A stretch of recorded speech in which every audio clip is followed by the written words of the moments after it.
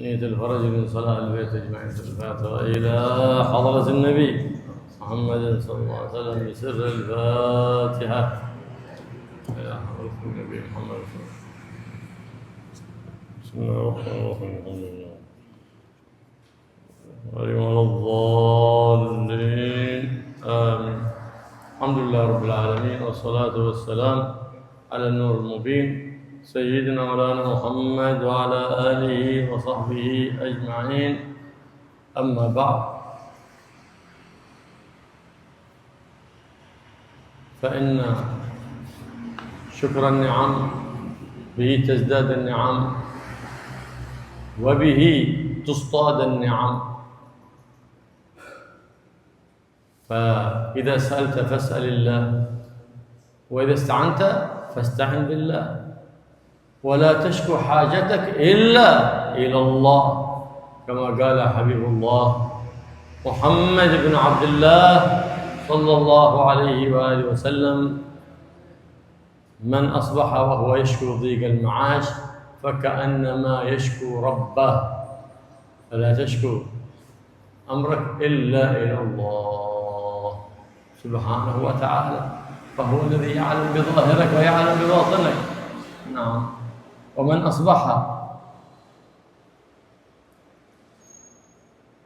أصبح لأمور الدنيا حزينا فقد أصبح ساخطا على الله، حزين على ما فاته من الدنيا والعياذ بالله، كأنه لم يرضى بقضاء الله، لم يرضى بقدر الله سبحانه وتعالى. فالعبد المؤمن يجب عليه أن يصبر على البلاء. أما الذي خرج الإيمان من قلبه فهو الذي يعترض على القضاء والعياذ بالله. نعم. فوطن قلبك، فقد قال الله سبحانه وتعالى لنبي الله داود: يا داود إن سلمت لي فيما أريد أعطيتك ما تريد، وإن لم تسلم لي فيما أريد أتعبتك فيما تريد، ثم لا يكن إلا ما أريد. كل شيء بحكمة. الله سبحانه وتعالى ينزل نعمته بحكمة وينزل نقمته بحكمة. والمؤمن العارف بالله هو الذي يرى لطف الله في نقمته كما يراها في نعمته، يرى لطف الله في محنته كما يراها في منته. هذا المؤمن العارف بالله. ما هو من عارف بالله من قام الليل وصام النهار، لا، المعرفة هنا كما قال الحبيب محمد صلى الله عليه وسلم: التقوى ها هنا. ما تحكم على الإنسان لا بجبة ولا بعمامة ولا بلحية، ما تحكم عليه أنه خير ولا أنه عارف بالله، فتحكم عليه عندما تجالسه تسمع لحديثه بتعرفه حقيقة هل هو عارف بالله أم جاهل بالله، هل هو مؤمن حقا أم لم يدخل الإيمان إلى قلبه. هكذا يعلمنا النبي محمد صلى الله عليه وعلى آله وصحبه وسلم. فكن مجتهدا في الطاعات ولا ترى لنفسك فضلا، غب عن اجتهادك ولا ترى أنك مجتهدا. وإن شمرت في الطاعات لا تنظر لنفسك، فإنما النظر إلى عمل يعجب به، والعجب محبط للعمل. نسأل الله العافية والسلامة. وتواضع لله، لا تتواضع إلا لله. كن كالنجم في أفق السماء وتراه ويرى على صفحات الماء. كن كالنجم يرى على صفحات الماء وهو رفيع، ولا تكن كالدخان يرى في طبقات الهواء وهو وضيع. لا، تواضع لله والتواضع يبدأ من الأعلى، تواضع للعلماء العاملين، ثم لمن دونهم، ثم لمن دونهم، ثم إلى أدنى الطبقات. تواضع لله لا لغرض، لا يأجل كما يفعل بعض الأساتذة، يتواضع من شأن ينشر عنهم أنه من المتواضعين في الإنستغرام. هذا ما هو لله، هذا كما بعض الأمراء والأغنياء يتواضع من أجل أن يصور، ثم بعد ذلك تنتشر تلك، وليس في قلبه تواضع، لا، التواضع في القلب، ما هو في اللباس الرف، بس لباس ما هو زين يظن نفسه من تواضع، لا، يلبس لباس زين لكن التواضع في القلب، ليس هو في اللباس، ليس هو في ترك النظافة، لا، التواضع ها هنا خلق في الباطن. فيقول سيدنا محمد صلى الله عليه وآله وصحبه وسلم: ومن تواضع لغناه فقد ذهب ثلثا دينه، فقد ذهب ثلثا دينه. انتبه، لأنك تهين نفسك. لغني، أما غني عالم تواضع له لأنه غني عالم، غني صالح تواضع له لأنه صالح، لا، غني لا هو عالم ولا صالح تتواضع له. يقول الحبيب صلى الله عليه وسلم: ذهب ثلثا دينه. بقى تعظم إنسان، تحترمه وتواضعه لأجل صلاحه، لأجل علمه، هذا تعظم الشرع. أنت تعظم الله عندما تتواضع لعالم، تعظم عالم، أنت تتواضع لله. عندما تعظم ولي تتواضع لولي، لصالح أنت تتواضع لله، تعظم الله سبحانه وتعالى. أما إذا أنت تتواضع لغني لا هو عالم ولا هو صالح، قال ذهب ثلث دينه، باقي ثلث واحد. لأنك إن تواضعت لغني لأجل ماله لا هو عالم ولا صالح، أنت أهنت العلم وأهنت الدين. لهذا يقول الحبيب صلى الله عليه وسلم: ذهب ثلثا دينه. فانتبه لدينك ولا تنقصه بتواضع في غير محله، وأنت تحسب أنك تحسن صنعا. لهذا يقول سيدنا الشيخ عبد القادر الجيلاني قدس الله روحه وأعاد علينا من أسراره وأنواره وبركاته: لا بد لكل مؤمن في سائر أحواله من ثلاثة أشياء: أمر يمتثله، ونهي يجتنبه، وقدر يرضى به، وقدر يرضى به.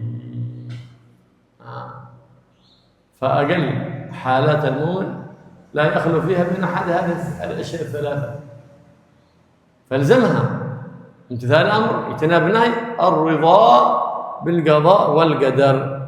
دائما خلها نصب عينيك،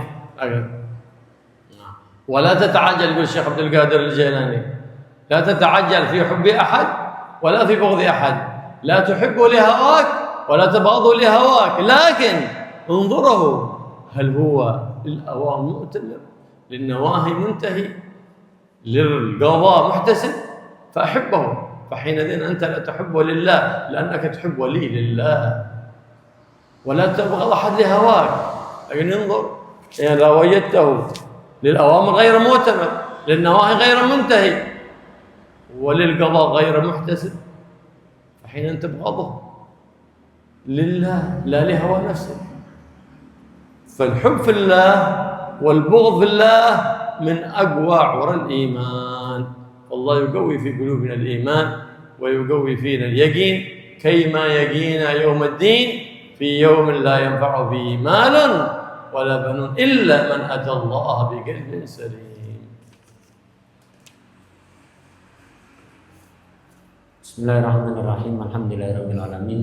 Allahumma shalli wa sallim ala sayyidina wa maulana Muhammad wa ala alihi wa sahbihi ajma'in. Amma ba'd.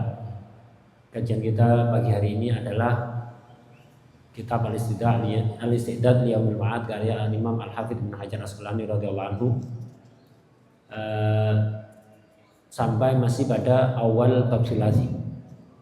Beliau tadi menjelaskan bahwa mensyukuri nikmat itu akan bisa menambah nikmat yang sudah kita miliki, menjaga nikmat yang sudah ada dan memburu nikmat yang belum kita dapatkan. Itu fungsi dari syukur. Karena itu jika Anda ingin nikmat Anda terus bertambah, yang belum Anda miliki bisa Anda miliki, yang telah Anda miliki bisa bertahan, maka perbanyaklah syukur kepada Allah Subhanahu wa ta'ala. Baginda Rasulullah SAW menasihatkan kepada kita agar kalau kita minta apapun, mintalah kepada Allah, jangan kepada yang lain. Ketika memohon bantuan, mohonlah bantuan kepada Allah, jangan kepada yang lain. Dan kalau punya keperluan, mengadulah kepada Allah, jangan mengadu kepada yang lain. Di dalam kitab ini disebutkan hadis dari Rasulullah SAW, man asbaha wa yashkudikal ma'ash faka'annama yashkurabbah.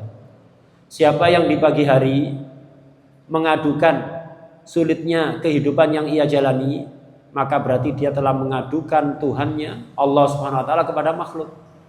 Padahal yang memberi segalanya Allah, yang mencegah semuanya juga Allah. Ada apa diadukan pada makhluk yang sama-sama tidak berdaya? Karena itu jangan pernah mengadukan kesulitan Anda kepada makhluk, adukanlah kepada Allah Subhanahu wa ta'ala. Wa man asbaha li umurid dunya hazinan faqad asbaha sakhitan 'ala Allah. Barang siapa yang di pagi hari itu sedih, galau karena urusan dunia, maka berarti dia telah murka atau tidak ridho kepada ketetapan Allah. Pagi-pagi sudah sumpek mikir dunia.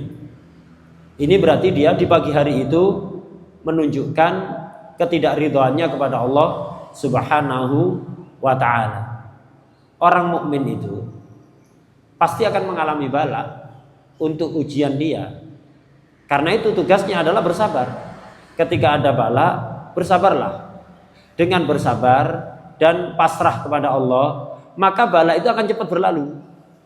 Kalau Anda justru melawan, protes, tidak menerima, itu justru akan memperlama bala yang Anda alami. Allah Subhanahu wa ta'ala pernah berfirman pada Nabi Dawud alaihissalam, ala nabiyina wa alaihi wa ala sayyidina musallim afdhalus salat wa taslim. Allah berfirman, wahai Dawud, jika engkau pasrah menerima apa yang aku kehendaki, maka aku akan memberikan kepadamu segala keinginan kamu. Ini resep. Kalau kita ingin mendapatkan apa yang kita inginkan, kita punya keinginan tertentu, tapi belum tercapai. Kalau Anda kepingin menggapai keinginan itu, terimalah dulu apa ketetapan Allah. Yang ditakdirkan oleh Allah, yang ditetapkan oleh Allah kepada Anda sekarang, itu Anda terima. Jika Anda menerima itu, maka harapan-harapan Anda akan dikabulkan oleh Allah.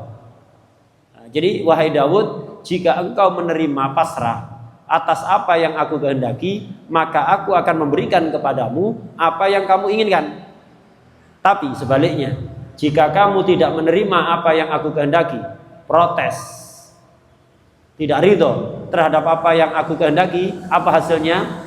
Aku akan buat kamu capek mengejar keinginan-keinginan kamu, tapi hasilnya yang terjadi adalah yang aku kehendaki, bukan yang kamu kehendaki. Jadi orang ketika tidak menerima ketetapan Allah, dia akan terus berusaha melawan ketetapan Allah. Hasilnya apa? Dia cuma capek, yang terjadi apa yang dikehendaki oleh Allah, bukan yang dia inginkan. Tuas kesel. Karena itu bagi orang mukmin cukup satu saja, ridho atas apa yang ditetapkan oleh Allah dan sabar menghadapi ujian Allah. Allah itu mentakdirkan segala sesuatu itu ada hikmahnya. Ketika Allah memberikan nikmat, ada hikmah di baliknya. Ketika Allah memberikan ujian, cobaan, di baliknya juga ada hikmah. Nah, di sini kita bisa menilai orang mukmin yang arif billah dengan yang tidak. Kita itu jangan sembarangan mengatakan orang itu arif billah karena pakai imamah, pakai surban, pakai jubah. Arif billah, ma'rifah billah itu nggak diukur dengan surban, nggak diukur pakai jubah, nggak diukur pakai karena suka bangun malam sholat, nggak diukur karena setiap hari puasa sunat. Bukan itu ukuran arif billah. Ukuran ma'rifat itu bagaimana hatinya. Ukuran utama orang itu arif billah, dia itu bisa melihat kelembutan Allah, anugerah Allah di balik nikmat maupun di balik cobaan. Jadi ketika nikmat datang dari Allah, dia melihat kelembutan Allah ada di situ. Ketika musibah datang, dia masih melihat kelembutan Allah, anugerah Allah ada di situ. Itu arif billah. Jadi ma'rifat itu tempatnya di hati. Sebagaimana sabda Rasulullah SAW, at-taqwa hahuna. Takwa itu di sini. Takwa itu di sini, bukan di pakaian, bukan di penampilan, bukan di ibadah zahir. Kalau sekedar ibadah zahir, orang baik bisa melakukan, orang bejat juga bisa melakukan kalau cuma ibadah zahir. Tapi ibadah hati, menerima semua ketetapan Allah, baik senang atau susah, nikmat atau musibah, itu tidak bisa dilakukan oleh sembarang orang, kecuali orang yang memang imannya kuat dan dia memiliki ma'rifat kepada Allah Subhanahu wa ta'ala. Karena itu kita itu jangan terburu-buru menghukumi orang. Oh, orang ini arif billah. Oh, orang kenapa? Karena pakaiannya, penampilannya, ibadah zahirnya. Orang ini tidak arif billah, kenapa? Ibadah zahirnya biasa saja. Anda jangan terburu-buru. Anda itu jangan gegabah, jangan gampang menghukumi orang A, B atau C. Tidak. Sebelum Anda duduk bersama dia, melihat bagaimana ucapan-ucapan dia, melihat bagaimana sikap dia ketika menghadapi ketetapan Allah, senang maupun susah, saat itu baru Anda bisa menghukumi. Tanpa itu jangan. Kemudian kita ini hendaknya bersungguh-sungguh di dalam melakukan ketaatan, tapi jangan pernah merasa kita ini punya taat. Jangan pernah merasa kita ini bersungguh-sungguh dalam ibadah. Kenapa? Orang yang mengingat-ingat amalnya, melihat amalnya, itu akan membuat dia ujub, membanggakan diri, dan rasa bangga diri atas ibadah yang dilakukan itu bisa menghilangkan pahala ibadah tersebut. Dan juga kita ini sebagai orang mukmin harus punya sifat tawadhu. Tawadhunya tapi karena Allah, jangan karena yang lain.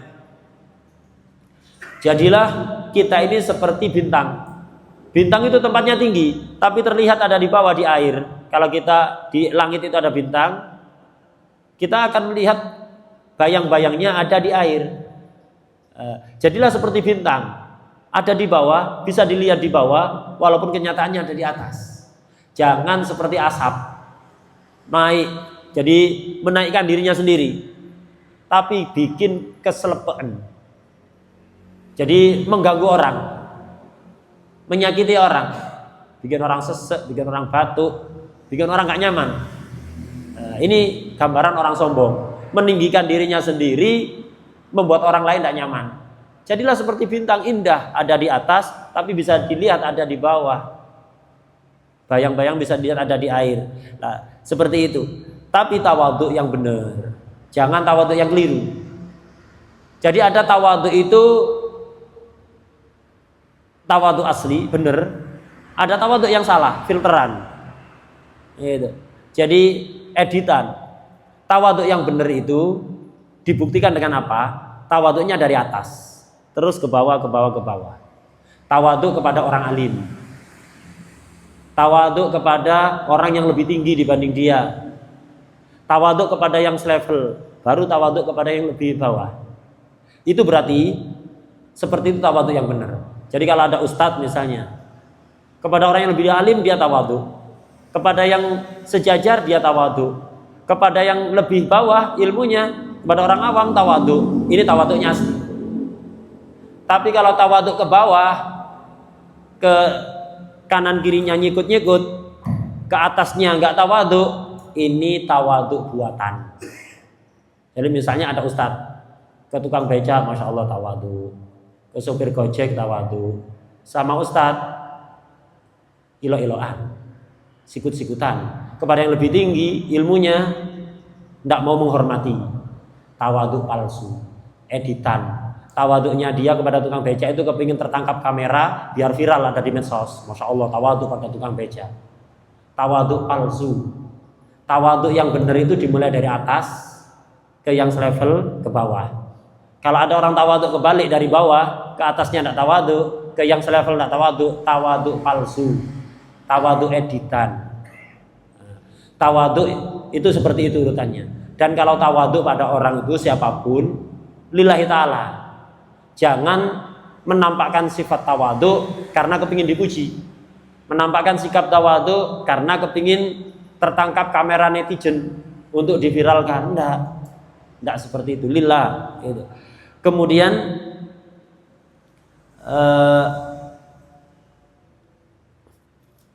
tawaduk itu ada di hati. Tawaduk aslinya, sifat tawaduk itu tempatnya di hati. Apa hakikat tawaduk? Ketika orang di hatinya merasa tidak lebih utama dibanding siapapun. Jadi dia itu merasa nggak punya nilai. Dalam hatinya itu ada rasa seperti itu. Tidak merasa lebih baik dibanding siapapun, tidak merasa berjasa kepada siapapun. Saat itu berarti dia betul-betul tawadhu. Tawadhu itu bukan ditampakkan dengan pakaian, masya Allah pakaiannya sederhana, pakaian yang murah-murah. Tawadhu belum tentu. Silahkan Anda pakai pakaian yang mahal, pakai pakaian yang bagus, tapi hati Anda dijaga, jangan pernah merasa lebih baik dibanding orang lain. Itu tawadhu.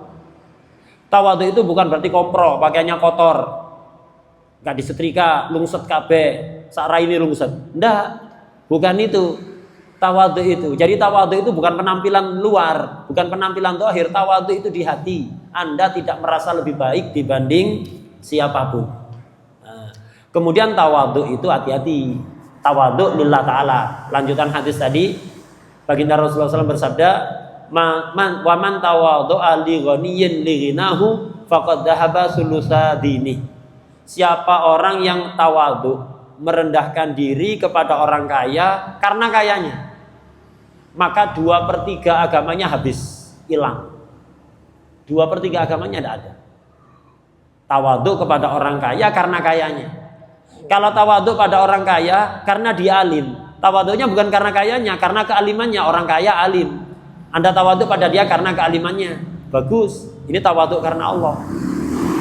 Atau tawadhu kepada orang kaya karena kesolehannya. Orang kaya soleh, Anda tawadhu kepada dia karena kesolehannya, bukan karena kekayaannya. Ini termasuk tawadhu karena Allah. Tapi kalau ada orang kaya, Anda tawadhu kepada dia karena kayanya, bukan karena alimnya, bukan karena solehnya. Bahkan kadang tawadhu kepada orang kaya, dia nggak alim, nggak soleh. Itu.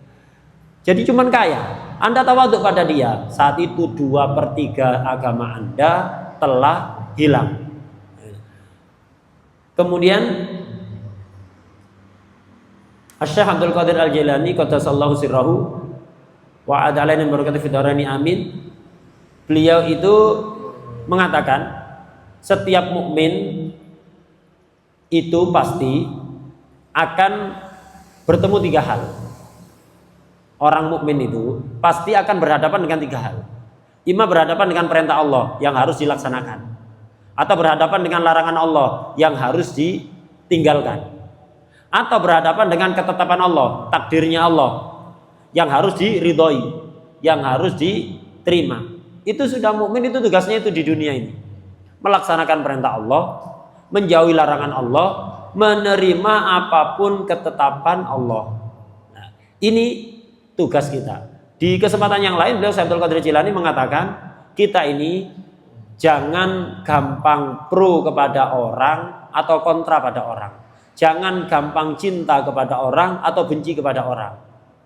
Jangan Anda benci orang karena hati Anda nggak suka. Enggak. Jangan cinta kepada orang karena hati Anda seneng. Enggak. Jangan begitu. Kalau mencintai orang atau membenci orang, itu ukurlah dengan perintah dan larangan Allah. Orang yang nurut perintah Allah, menjauhi larangan Allah, harus Anda cintai, siapapun dia. Orang yang tidak nurut perintah Allah, yang melanggar larangan-larangan Allah, harus Anda benci. Benci ke perbuatannya. Nah, ini namanya cinta karena Allah dan benci karena Allah. Cinta dan benci karena Allah itu adalah termasuk tali keimanan yang paling kuat. والنبي محمد صلى الله عليه وسلم يقول إنما العلم بالتعلم. هو واحد يتمنى أن يكون عالم فيكون عالم، فيرى العلم في المنام، لابد من جد واجتهاد. والحلم بالتحلم، تكون حليم، لابد أن تروض نفسك وتربيها وتبتعد عن هوى نفسك وعن شهواتها، وهكذا. كما قال سيدنا بكر الصديق رضي الله تعالى عنه: ثلاثة لا تدرك بثلاث، ثلاث خصال لا تدرك بثلاث أشياء: الغنى بالمنى، ما هو يتمنى الإنسان، بغى يكون غني بالتمني، أنا نفسي أكون غني، نفسي يكون عندي مال كثير، كذلك اعمل أسباب الغنى، اعمل أسباب الغنى وتوكل على الله. اعمل الأسباب ولا تتوكل على الأسباب، فإن فعلك للأسباب لا ينافي التوكل على الله. الذي ينافي التوكل على الله هو أن تثق بالأسباب وتتوكل عليها، هذا منهي عنه. ثم تعمل أسباب وتثق أن الرزاق هو مسبب الأسباب الله سبحانه وتعالى. لكن في هذا الزمان خالف الناس هذا المنهج، فصار يعمل السبب، لولا السبب أنا ما بيجينا شيء رزق. لا، أنت تعمل السبب، السبب ما يرزقك، الله الذي يرزقك. فلهذا وهموا كثير الآن من اللي يتعلمون في المدارس النظامية أو المدارس العمومية. شوف أنت، إذا ما في شهادة ما في شغل، ما في شغل ما في رزق. شهادة في اليد أمان لحصول الوظيفة، صح، والوظيفة أمان من الغنى. الوظيفة أمان من الغنى، لأنك قدرت نفسك، قدرت على نفسك. ولو رحت تضارب في الأسواق ببيع وشراء مع حسن نية واتكال على الله، ربما بارك الله لك في صفقة من الصفقات وربحت أرباح كثيرات، فضل من رب البريات سبحانه الله. لكن لما قنعت بالوظيفة أغلقت الباب على نفسك. والرضا بالوظيفة أمان من الغنى، نسأل الله العافية والسلام. لا، فضل الله واسع. نعم، من أراد الغنى يتجه لأسباب الدنيا، لكن لا يطلب الدنيا باسم الدين كما يحصل الآن.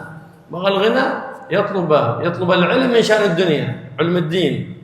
لا، أسأت، ادخل كلية الهندسة، لا بأس، مشان تقع مهندس بعدين تكون عندك مال كثير. لكن ما تدخل كلية الشريعة مشان تتاجر في الدين وتصبح بعد ذلك من القضاة الماردين المهينين لشريعة سيد الأولين والآخرين، كما هو حاصل في هذا الزمان. يطلبون العلم من شأن إذا الدعوة إلى الله ثم يتقدم في الانتخابات، يطلب العلم يكون بدعوة إلى الله، ثم بعد ذلك يطلب مساعدات من الأمراء والأغنياء باسم الدين، يهين الدين، يهين شرع النبي محمد سيد الأولين والآخرين صلى الله عليه وسلم. لا، الغنى له أسباب، اعمل أسباب. ما هو بالتمني، الغنى ما ينال بالتمني. من طلب العلا سهر الليالي فلا تتمنى الأشياء. لا، التمني مذموم والترجي محمود. التمني مذهب إلى أسباب، والترجي أن تعمل بالأسباب وتتقى على مسبب الأسباب، هذا محمود. والشباب بالخضاب، يقول سيدنا أبو بكر: ما يدرك الشباب بالخضاب. واحد شيبه صار عنده شيب، شعر أبيض، صار يخضبه صلح أسود، هل بيرجع شباب؟ ما بيرجع شباب بالخضاب. بل الخضاب بالسواد حرمه الشارع، ما يجوز أن يخضب الرجل إذا شابت لحيته وشاب رأسه أن يخضبه بالسواد، كما قال النبي محمد صلى الله عليه وسلم عندما أسلم والد سيدنا بكر الصديق وشعره كله أبيض، تأخر إسلام والد سيدنا بكر الصديق، فلما أسلم كله أبيض شعره، قالوا غيروا هيئته بحمرة أو صفرة وجنبوه السواد، لأن الخضاب بالسواد حرام لا يجوز. الأمر الثالث الصحة بالأدوية، ولا تدرك الصحة بالأدوية. هل بغت العافية بالدواء؟ لا، ما تدرك له، ما تدرك. الوقاية خير من العلاج. أنت بدل أن تستعمل الدواء توقع أسباب المرض، فلا يأتيك المرض أبدا. ما يأتيك المرض أبدا، فانتبه. تقول أنا شربت الدواء الآن شفيت، لا يجوز تقول شفاني الدواء ولا شفاني الطبيب، لكن تقول مرضت فذهبت إلى الطبيب فوفق الله الطبيب أن يرشدني إلى الدواء يناسب مرضي، فشربت الدواء فشفاني الله عند شرب الدواء. هكذا عقيدة أهل السنة والجماعة. ما يجوز تقول لا شفاني الدواء ولا شفاني الطبيب، الشافي الله سبحانه وتعالى. فلا تتمنى، فإن التمني مذموم لأنه بلا إقامة الأسباب، وإنما الترجي هو المحمود، وهو مع إقامة الأسباب. ولا تتظاهر ولا تتظاهر بالشباب وأنت شابه فتفعل أعمال صبيانية، لا. آخر الزمان النبي محمد صلى الله عليه وسلم أخبر أنه يأتي آخر الزمان يكون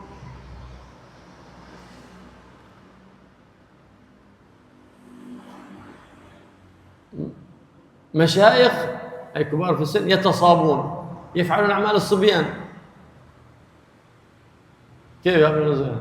الصبي شيبه وعاده يفعل أعمال الصبيان، يلعب لعب الصبيان، عاد ما دق العقل عنده. كما في هذا الزمان شيابه يتابعون كرة القدم، شيابه يتصابون، أعوذ بالله. شيابه ابتلوا بالتيفي وبالجوالات، شيابه ما لهم جلسة مع الله، ما له جلسة بينه وبين الله. وهذا الشيب نذير، وقد جاءكم النذير. هذا الشيب نذير يخبرك أنك قريب من القبر. الشيب ينذرك وينبهك يا مسكين، فلا تغفل عن مولاك سبحانه وتعالى. فالشيب هو النذير ينبه الإنسان الغافل، فمن لم ينتبه من شيبه. فلهذا إذا بلغ العبد 40 سنة وعاد في طغيانه واتباع هواه يمسح الشيطان على وجهه ويقول بأبي هذا وجه لا يفلح.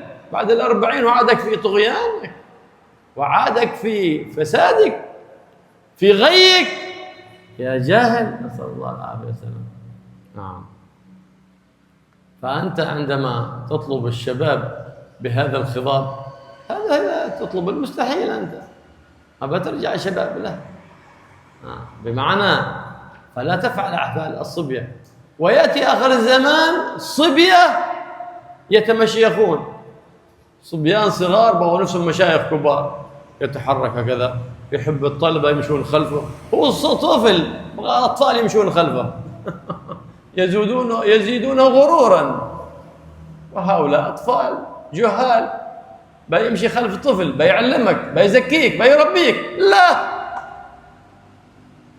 بيزيدك ولا بيسمنك ولا بيغنيك من جوع، بل بلاء فوق البلاء والعياذ بالله. صبية يتمشيخون، يعمل نفسه أنه من المشايخ. هل أنا لو لبست جبة وعمامة وربيت اللحية بأكون من العلماء؟ إذن العلم رخيص، إذا كان علم الجبة والعمامة العلم رخيص والولاية بالسبحة لا، الولاية رضا بالقضاء والقدر، صبر على الابتلاء، ابتعاد عن الهوى وعن الشهوات وامتثال الأوامر واجتناب النواهي، هذه هي الولاية. ما هو حامل سبحة هذه ولاية؟ لا، الولاية هنا في الباطن تستقر. إذا أردت أن تعرف الطريق الصح فلا تغررك المظاهر، لا تغتر بالمظاهر. فلا تغتر بالمظاهر.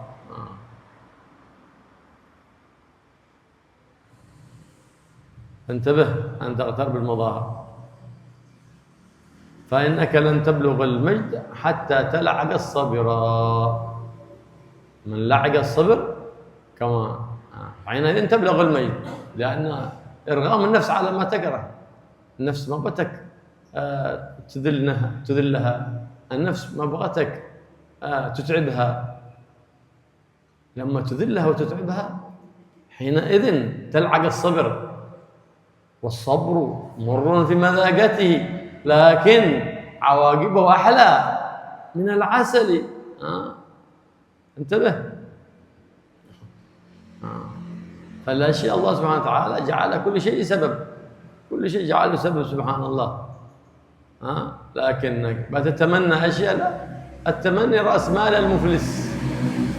التمني هو رأس مال المفلس. فأنت تتسبب في أسباب الرزق، لا تتكل عليها وترضى بما قسم الله. هذا فتح دكان ما تيسر له، ربما أنت لو فتحت دكان بثقتك بالله ييسر لك الله أسباب الغنى سبحان الله، وذلك فضل الله يؤتيه من يشاء. كما قال الشاعر: ليت الشباب يعود يوما فأخبر ما فعل المشي. ما بيعود اليوم، بل ساعة مضت عليك أو يوم. لو اجتمع الخلائق كلهم على أن يردوا يوم أو ساعة قد مضت ما يستطيعون أبدا. نعم، الشيء إذا جاءك ضيف حل منزلك، إن أكرمته وقرك وإن كرهته فضحك. إن كرهته فضحك. ففي الشيء في عبر لمن أراد أن يعتبر، عندما ينظر في المراء يرى الشيء في وجهه. الله يسترنا بستره الجميل.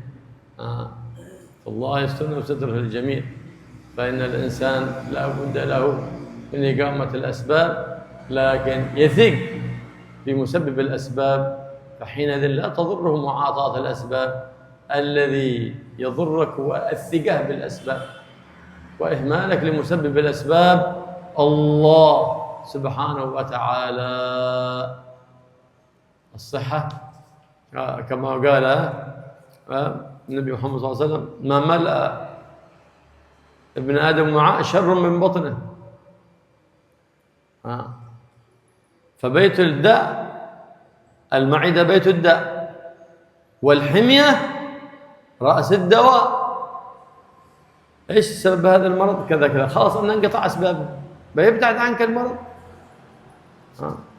اما لو تاخذ دواء وتعمل اسباب ماشي فايد، تؤذي نفسك. خصوصا هذه الادويه الكيماويه فانها تفيد في ناحيه وتضر في نواحي.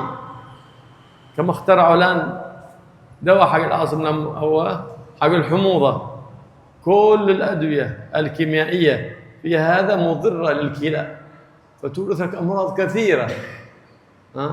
فلو أنت تجنبت هذه الأسباب، أسباب عصم الأمور، أسباب الحموضة، خير لك من استعمال الدواء وأفضل لك. ليه؟ لأن الأدوية كيميائية وإن عالجت في مكان لكنها تؤذيك في أماكن أخرى. فانتبه، الوقاية خير من العلاج. بدل ما أسعى من طبيب إلى طبيب، شوف إيش سبب هذا المرض وأتجنبه وأبتعد عنه. فحينئذ سيأتيك الشفاء من المولى سبحانه وتعالى. الشافي الله، المعافي الله. ونحن أمرنا بالتطبب، لكن نؤمن أن الشافي الله، وإن استعملنا الدواء فالشافي الله سبحانه وتعالى، لكن يخلق الشفاء عند تعاطي الدواء. ورب إنسان شرب الدواء ولم تحصل له العافية. من الشافي؟ الله. الرازق الله، جعل الله الرزق سبب، جعل أسباب الرزق وتوكل على الله، فالسبب ليس هو الرازق، الرازق الله. هكذا عقيدة أهل النور، فإن عقيدتهم العقيدة الصحيحة التي يجب على كل مؤمن أن يعتقدها ويعيش عليها ويحيا عليها. فالله يرينا الحق حقا ويرزقنا اتباعه، ويرينا الباطل باطلا ويرزقنا اجتنابه، ولا يجعل مشتبها علينا فنتبع الهوى، بجاه الحبيب المصطفى محمد صلى الله عليه وآله وصحبه وسلم، والحمد لله رب العالمين. Baginda Rasulullah SAW bersabda, innamal ilmu bitta'allum. Ilmu itu hanya bisa diraih dengan belajar. Jadi jangan pernah Anda itu berharap kepingin jadi orang alim, berilmu, tidur toh, berharap nanti ada yang ngajari lewat mimpi. Nggak, jangan pernah berhayal seperti itu. Kalau kepingin punya ilmu ya harus serius belajar. Bukan mengandalkan tidur, nunggu mimpi, nunggu wangsit. Nah, dapat pangsit Anda, bukan pangsit. Nah, itu. Jadi ilmu itu harus serius belajar. Sebagaimana al-hilmu bitahallum, sifat penyabar, tidak gampang marah, gampang memaafkan kesalahan orang, tidak suka dendam pada orang, itu juga harus dilatih. Itu. Kebanyakan orang nggak bisa langsung sabar begitu saja, tidak jengkel disakiti orang, tidak ada keinginan membalas, itu sulit, harus dilatih. Jadi ketika Anda diganggu orang, ya pasti akan nafsu itu akan bergejolak, emosi itu akan bangkit. Lah kalau Anda turuti, sampai kapanpun Anda tidak akan bisa menjadi orang yang penyabar. Harus ditahan. Dicaci orang, disakiti orang, diganggu orang, ada yang menyinggung perasaan Anda, menyakiti fisik Anda, kepingin balas, kepingin marah, kepingin meluapkan emosi, tahan. Dengan begitu, dengan sering menahan, ini berarti Anda telah belajar untuk menjadi orang yang penyabar. Lama-kelamaan nanti akan jadi watak Anda, jadi karakter Anda. Anda tidak usah nahan diri sudah. Ada orang menyakiti langsung, sama sekali tidak ada rasa jengkel, apalagi pingin balas, enggak. Awalnya berat memang. Nah, tapi harus dilatih begitu. Kalau Anda nuruti terus sampai kapanpun tidak bisa, ya jengkel terus, balas terus akhirnya. Nah, semua itu harus belajar. Kemudian di makalah selanjutnya, ini dari Sayyidina Abu Bakar As-Siddiq radhiyallahu anhu, beliau itu mengatakan salasun la yudrakna bisalas. Ada 3 hal itu tidak bisa diraih dengan 3 hal yang lain. Jadi semua itu perlu usaha. Usahanya yang benar. Pertama, 3 hal tidak bisa didapatkan dengan 3 hal yang lain. Pertama, al-ghina bil muna. Kaya hanya dengan berangan-angan, berimajinasi, berhayal. Tidak bisa Anda jadi orang kaya hanya dengan berhayal. Kalau ingin kaya, ya kerja yang benar. Dengan begitu Anda ada kemungkinan nanti dikasih oleh Allah rizki yang luas sehingga Anda menjadi orang kaya. Jadi kalau ingin kaya itu harus kerja, tapi awas. Ketika Anda dapat rizki, jangan pernah meyakini rizki Anda itu gara-gara kerja Anda, gara-gara usaha yang Anda lakukan.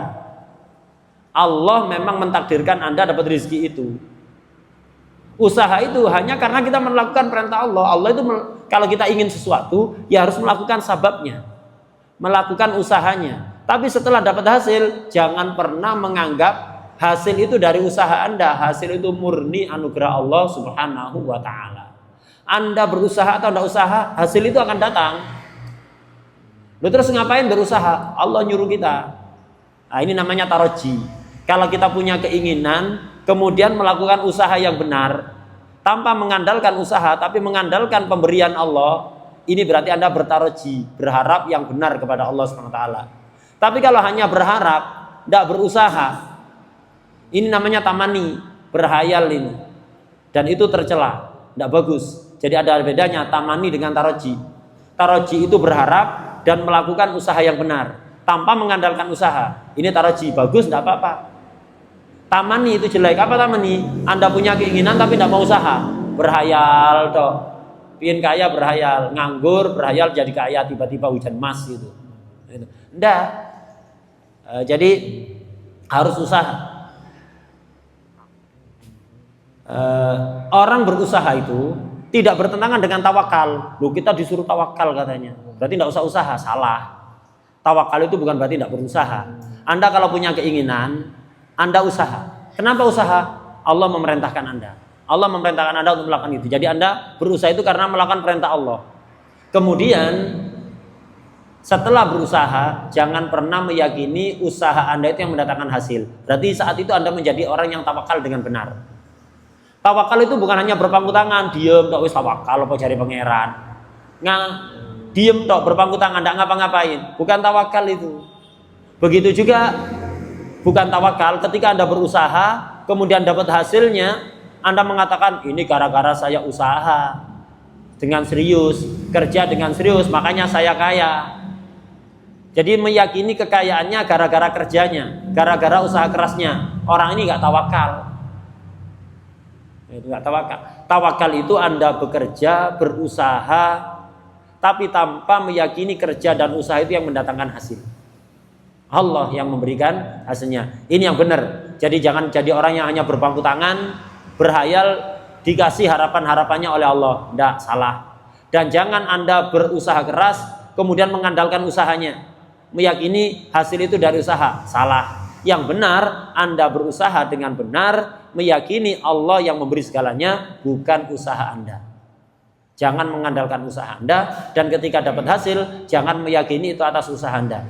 Ini yang benar, yang sesuai dengan akidah Ahlussunnah wal Jamaah. Selain itu tidak benar. Zaman sekarang ini banyak orang yang salah paham. Banyak orang itu meyakini usaha yang mendatangkan hasil. Ini salah ini. Ya, itu pendidikan dari sekolah-sekolah formal itu. Di sekolah-sekolah formal itu banyak siswa mulai sejak usia dini diajari pemahaman yang enggak benar, yang bertentangan dengan akidah Ahlussunnah wal Jamaah. Sejak kecil sudah diajari, kamu harus sekolah tinggi, harus punya ijazah. Nah, enggak punya ijazah enggak makan nanti. Mau makan dari mana? Mau kerja apa enggak punya ijazah? Dikira rezeki Allah itu tergantung dengan ijazah. Nah, ini sejak kecil di sekolah-sekolah formal diajarkan. Ini salah ini. Silahkan Anda berusaha, belajar caranya kerja yang benar, bekerja dengan serius, silahkan. Tapi yakinilah yang memberi itu Allah, bukan usaha Anda. Anda pun meyakini kalau tidak punya ijazah, nanti tidak punya pekerjaan yang bagus, masa depan suram. Ini salah. Tidak demikian. Ijazah itu apa? Banyak orang sekarang itu kalau tidak punya ijazah nanti sulit dapat pekerjaan. Ketahuilah, ijazah itu jaminan. Jaminan Anda tidak bisa kaya. Dengan ijazah Anda kan jadi pegawai, jadi buruh. Dengan Anda jadi pegawai buruh, ya gajinya segitu. Kalau kaya mencurigakan.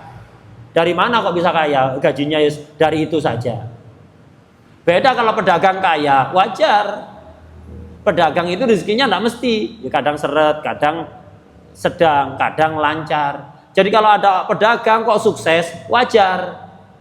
Lo kok pejabat kok kaya raya, gajinya segitu, lo dari mana ini? Atau buruh pabrik kerjanya itu tok sudah.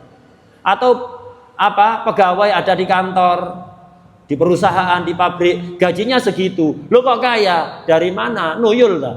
Lain mencurigakan ini. Jadi ijazah itu dianggap jaminan oleh orang zaman sekarang. Jaminan tidak akan fakir karena gampang dapat pekerjaan, benar. Tapi juga jaminan tidak bisa kaya. Kalau kaya mencurigakan. Jadi mestinya kita itu jangan mengandalkan ijazah. Jangan kalau kerja itu yang lebih barokah itu jangan bekerja yang gajinya sudah ditentukan segitu. Itu kurang barokahnya. Usaha yang lebih barokah itu yang Anda mengandalkan anugerah Allah. Ya yang itu hasilnya tidak mesti tadi seperti dagang. Jadi Anda itu usaha mandiri, bukan jadi pegawai. Itu lebih barokah itu. Usaha mandiri itu Anda dagang, Anda usaha apa mandiri. Jadi hasilnya yang mengandalkan anugerah Allah sudah tidak mesti. Lah, itu lebih barokah. Kenapa? Itu bisa membuat orang lebih tawakal kepada Allah Subhanahu wa taala, mengandalkan pemberian dari Allah. Beda kalau pegawai. Dia itu mau tidak mau akan terprogram pikirannya. Saya kalau masuk tiap hari ya gajinya utuh, full. Kalau mau lembur ya lebih. Kalau kadang-kadang bolos ya berkurang. Sudah menetapkan, dan banyak orang yang jadi pegawai itu terjebak, akhirnya menganggap ya pekerjaannya itu yang memberikan rezeki kepada dia, memastikan. Nah, makanya kurang barokahnya. Kemudian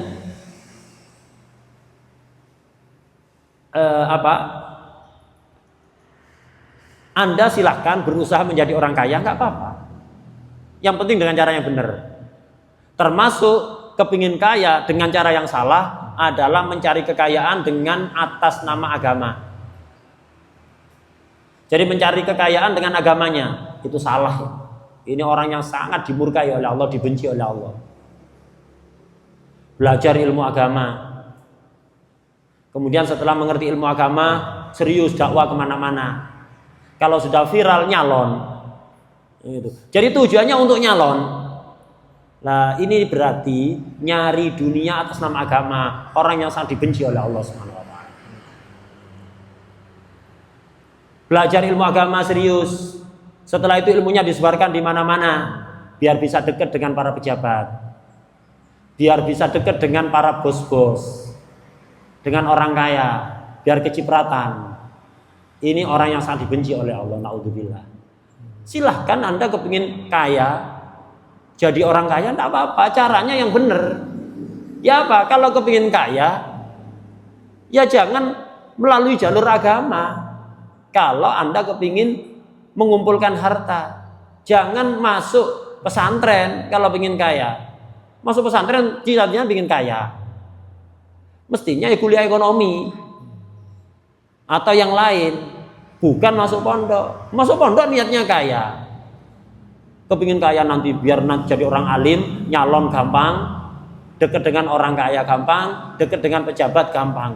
Enggak, itu jelek itu. Orang yang sangat dimurkai oleh Allah SWT. Kenapa? Dia menghinakan agama untuk menumpuk harta atau dunia. Kemudian ini yang pertama tadi, perkataan Sayyidina Abu Bakar Siddiq, jadi kaya itu tidak bisa dicapai hanya dengan berangan-angan, dengan berhayal, harus usaha. Yang kedua, wasyabab bil khidab, muda itu tidak bisa diraih hanya dengan semiran. Anda kalau sudah tua ya tetap tua, bukan dengan semiran jadi muda lagi. Itu rambutnya ireng, pancet tua. Gitu. Jadi jangan pernah Anda itu mencari muda dengan semir. Bahkan nyemir uban dengan semir warna hitam itu haram, tidak diperkenankan.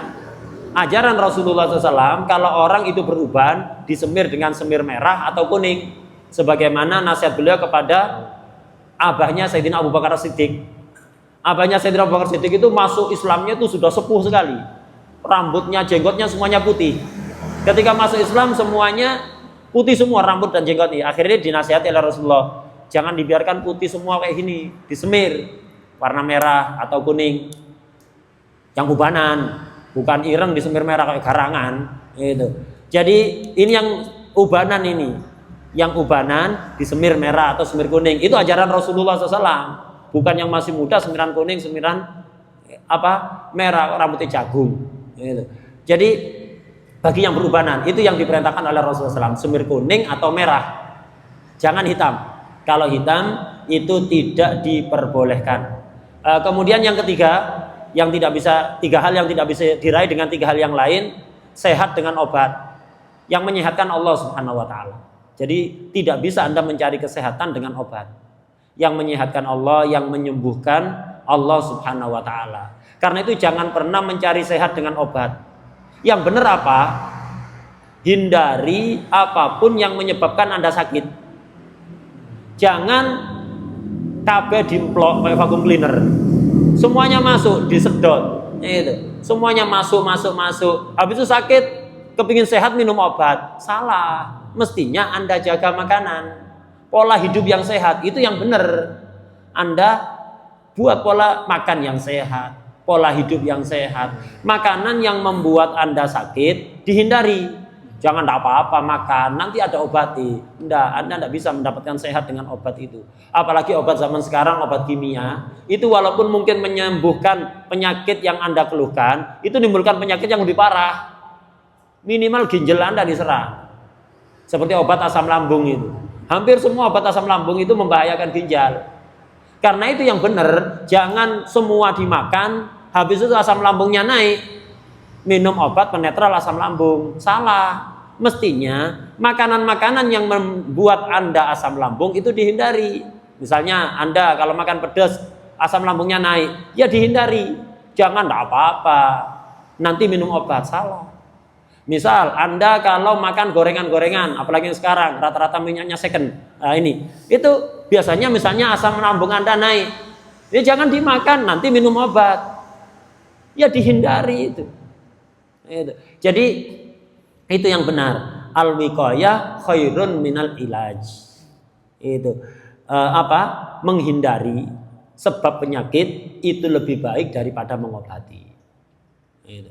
Jadi lebih baik kita itu mengambil langkah-langkah preventif.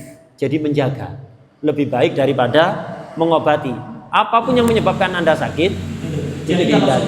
Dan ketika Anda sakit, kemudian minum obat atau berobat ke dokter sembuh, jangan pernah mengatakan dan meyakini, oh dokter yang menyembuhkan saya. Atau di jenggot kita, itu peringatan bahwa kita ini sudah dekat dengan kuburan. Sudah bukan waktunya main-main seperti anak kecil. Dalam hadis diterangkan bahwa seseorang itu kalau sudah mencapai usia 40 tahun, tapi kok tetap saja kelakuannya seperti anak-anak, masih saja nuruti hawa nafsunya terus, maka oleh setan wajahnya itu diusap. Setan ngomong, sumpah demi ayahku, ini adalah wajah yang tak beruntung. Jadi setan itu bersumpah demi ayahku. Jangan nanya saya siapa ayahnya setan, nanya kepada setan. Jadi setan sumpah demi ayahku. Jadi kalau ada orang 40 tetap saja nuruti hawa nafsu, maka setan bersumpah ini wajah yang tidak beruntung. Sebaliknya di akhir zaman juga banyak anak muda tua gak berlagak seperti orang tua. Banyak sekarang anak muda baru lulus mondok sudah berlagak seperti ulama sepuh, kemana-mana berjalan mengikuti santrinya, jalannya kayak ulama sepuh, penampilannya sudah seperti ulama sepuh, metuai. Tidak seperti itu. Kesolehan, kewalian itu tidak diukur dengan penampilan jubah imam Anda. Kesolehan, kewalian itu tidak diukur dengan itu. Tapi bagaimana Anda ridho terhadap semua ketetapan Allah, sabar menerima cobaan Allah, nurut perintah Allah, menjauhi larangan Allah, itu ukuran orang itu soleh atau kan? Bukan hanya sekedar muter tasbih atau penampilan luar, tidak. Jadi dengan kesabaran, dengan ridho, dengan nurut perintah, menjauhi larangan. Kemudian tadi itu beliau kembali menekankan bahwa kita ini silahkan kalau punya keinginan apapun, tidak apa-apa, tapi usaha yang benar.